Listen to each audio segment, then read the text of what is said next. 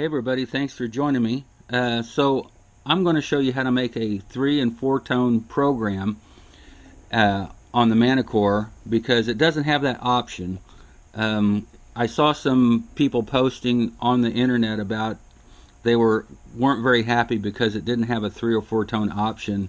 And so let me just show you how to do that real quick. So we hit the gear button and we go to the target tone section and we go to 5 tone, and then we're going to hit the pencil button, which is the edit button, and you will see we have 5 tones set up here, 5 different bins. Alright, so you guys are probably already ahead of me now, so all we have to do is line up 2 bins, and that essentially makes one target out of one bin out of 2. So let's put these 2 together right here and make this a 1 tone area. So we're going to scroll over and we're going to raise this up so it's the same as this one here. So our 2 and 3 tones are identical, so that makes 1 tone out of it.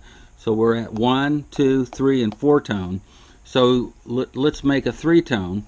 So all we have to do is go over to this, highlight one of these squares here, hit our option, and we're going to drop this down till it lines up. So this whole section here is 1 tone. So we have 1, 2, and 3 tone. And also, if you want your you want your center tone to be smaller, you can adjust that too.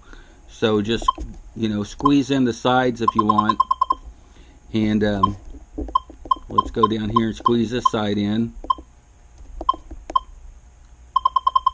So now you see we have 1, 2, and 3 tones in a smaller section. You can take and move this wherever you want and open the widths or close the widths down.